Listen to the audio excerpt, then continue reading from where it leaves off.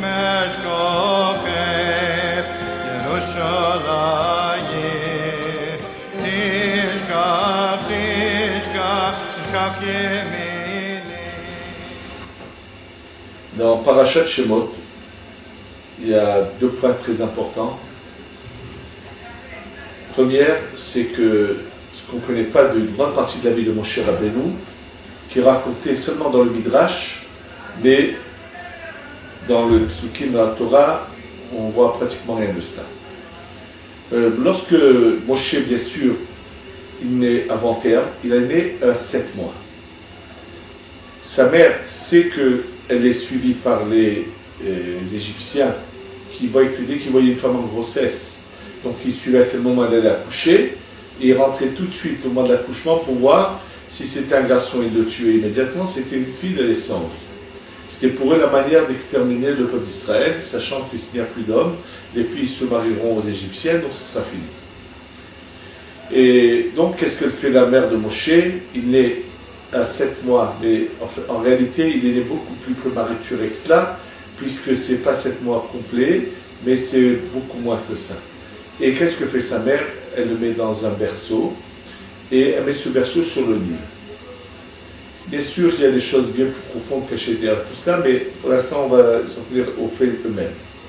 Et voilà que Bathia va aller, et c'est elle qui sauve ce bébé, elle le fait rentrer au château chez son père, et il grandit là-bas.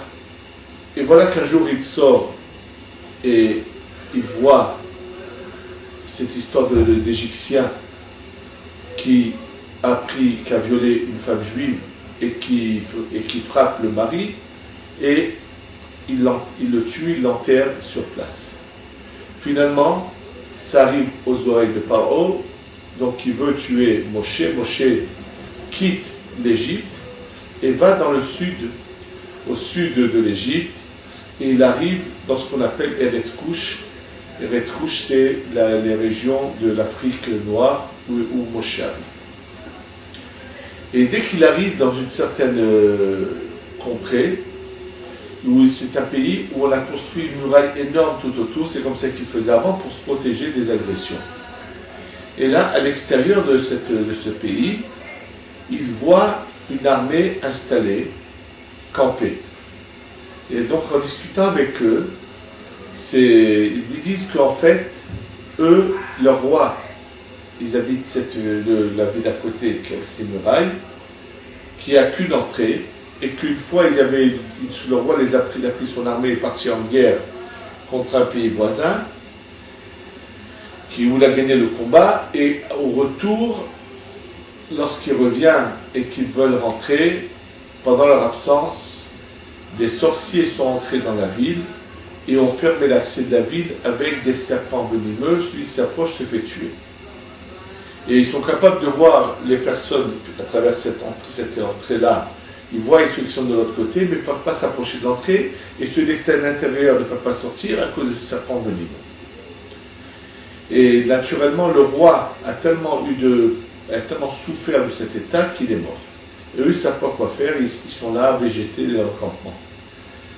Moshe leur propose de les sauver, et donc, lorsqu'il les aide à être sauvés, il leur dit comment faire ça.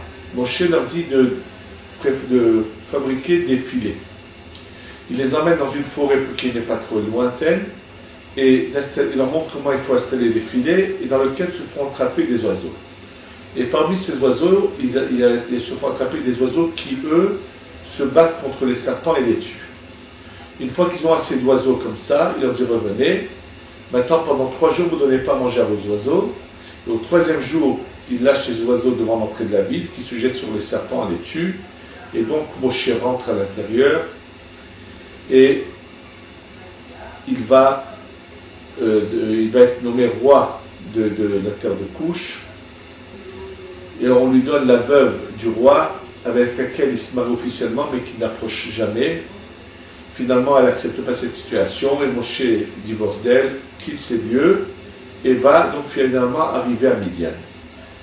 En fait, pourquoi cette partie n'est pas marquée dans la Torah, puisqu'on sait juste sa naissance, qu'il grandit dans le palais de Pharaon. Or, à quel âge Moshe revient en mission de Dieu pour faire sortir le peuple d'Israël? C'est quand il a 80 ans. Il a pratiquement atteint 80 ans. Puisque Moshe est mort à l'âge de 120 ans, il est mort à la dernière année quand ils sont dans le désert, donc 40 ans avant il a 80 ans quand il vient par la Moshe. Nous savons que l'exil égyptien a duré 210 ans, Moshe est né après 130 ans d'exil, 130 plus 80, c'est exactement 210. Donc, en fait, toute cette période-là de la vie de Moshe, on ne la connaît pas. Finalement, ça dure des années. Quand Moshe finalement arrive à Midian, là, il va se passer quelque chose d'incroyable. Il arrive, il voit des bergers profiter de leur force pour repousser des bergères. Il les défend. Et en fait, ces bergères-là, une d'entre elles, c'est Tzipora, la fille de Yitro. Et que finalement, lorsque Yitro va rencontrer Moshe, il va lui donner sa fille. Pourquoi lui donne-t-il sa fille en mariage? Parce que dans le jardin de Yitro, il y a un bâton qui est enfoncé dans la terre que jamais personne n'a réussi à déterrer. Et Yitro avait dit, Yitro était un prêtre, qui connaissait toutes les sortes de croyances idolâtres, qui avait tout essayé. Et Yitro, lorsque Moshe arrive, Moshe avec une aisance prend le bâton, le retire de la terre. C'est le fameux bâton que va avoir Moshe, avec lequel il va frapper les 10 plaies. En fait, ce bâton n'est pas un bâton tout simple. Sur ce bâton sont gravées les lettres des 10 plaies, Betzach, Adash, Be'achav. Les 10 lettres, et à chaque fois que Moshe va faire une des plaies, il va tout simplement mettre son doigt sur une des lettres, sur la lettre qui correspond à la plaie va avoir lieu. C'est un bâton miracle que finalement Moshe va utiliser dans beaucoup d'occasions. Et donc c'est comme ça que Moshe fait connaissance, a le bâton et connaît. Et là, après les mariés Tzipora, il devient le berger de Yitro.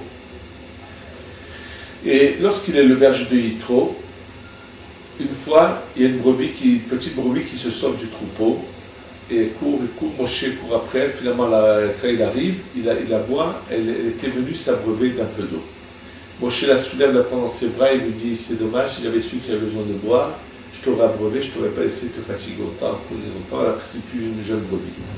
Et Akadosh Baruch Hu voit qu'elle a Moshe quelque chose de très particulier, cette douceur, il lui dit, tu peux être le berger de mon peuple.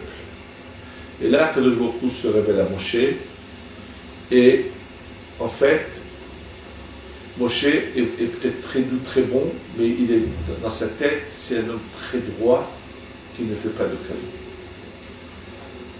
Lorsque Akadosh Baruch Hu lui demande d'aller en mission pour le peuple d'Israël, pour sauver le peuple d'Israël, il refuse. Ça paraît surprenant.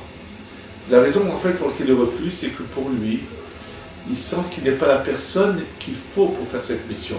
Parce qu'il va les voir qu'ils se sont un peu assimilés, il ne sera pas capable de dire, mais malgré tout, il faut avoir pitié d'eux. Et Akadosh Baruch Hu, finalement, l'oblige à aller, et la Torah nous raconte qu'en fait, dans cette rencontre, il va rencontrer son frère Aaron, et on nous raconte qu'ils se sont embrassés. En fait, ce que la Torah veut faire allusion, c'est qu'il va y avoir un échange dans les âmes entre Moshe et Aaron, et donc Moshe va changer de personnalité et va avoir un esprit plus tolérant. Qui est la tolérance de Aaron passe à Moshe. Mais lorsque Moshe veut partir dans sa mission, il emmène avec lui sa femme Tzipora et ses enfants, son deuxième fils, mais il n'a pas encore fait la Brit Mila à son fils. Et là, tout d'un coup, dès qu'il a peine quitté Midian, avant qu'il ait pris vraiment de chemin, un serpent énorme vient et commence à l'avaler de la tête jusqu'à l'endroit de la Mila, le recrache, le reprend, et il va bientôt le tuer. Tzipora est consciente, Tzipora comprend que son mari Moshe est en danger, et elle sait de quoi il s'agit, elle sait parce qu'il n'a pas fait le brit à son fils, elle prend vite un roseau qu'elle aiguise, et elle-même va faire la Brit Mila à son fils. À l'instant où elle fait la Brit Mila et elle prend ce morceau de chair qu'on coupe et elle le jette, le serpent relâche Moshe et avale ce morceau de chair et s'en va.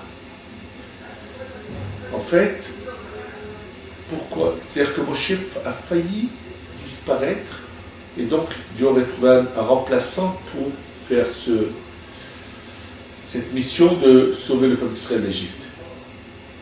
Pourquoi Moshe a failli partir de ce monde subitement? Moshe est le plus grand personnage qu'on connaisse dans l'histoire. Parce que Moshe a fait un mauvais compte. Quel est ce mauvais compte? C'est le suivant. Moshe sait que lorsque le peuple d'Israël va sortir d'Égypte, ils vont aller au mont Sinaï et ils vont tous apprendre la Torah. Ils vont tous entendre les 10 commandements de la bouche d'Hachem. Et lui se dit, si je fais la Mila à mon fils, donc je ne peux pas le prendre en route parce que c'est un danger. Donc finalement, son fils va rester à Midian. Lui, il va faire sortir le peuple, ils vont aller au mont Sinaï, ils vont recevoir les 10 commandements de la Torah. Et c'est seulement après qu'il va récupérer son fils. Il se dit, son fils va rater quelque chose de grandiose, quelque chose d'inimaginable. Quoi? C'est son fils va rater l'opportunité d'entendre de la bouche de Dieu les 10 commandements. Et là, Akadosh Baruch Hu le punit Moshe, qui nous enseigne une leçon. La Mila, la circoncision doit avoir lieu à 8 jours. On l'a fait à 8 jours et on ne joue pas. Même pour la raison la plus importante, la plus grande, la plus sainte, on ne change pas les commandements de Dieu. Dieu te demande de faire la Mila à 8 jours, cette Mila devra être faite à 8 jours. Bien que Moshe ait une bonne intention, il a failli mourir et perdre tout le but de sa vie, qui devait être le sauveur du peuple d'Israël. Et c'est pas seulement à ce moment-là, puisqu'on sait que c'est Moshe, c'est son âme qui va revenir dans celui qui va être le Mashiach également, puisqu'on appelle Agol Arishon, Agol Acharon. Donc, on voit combien est importante cette parole de Chachamim, mitzvah habaliatra al tahmitzena. Une mitzvah qui se présente à toi, ne la perds pas, ne joue pas avec. Mitzvah habaliatra al tahmitzena. Et ça, c'est un enseignement très important qu'on doit retenir et qu'Hachem nous aide à bien le servir toute notre vie. Amen. Kéni Ratzon.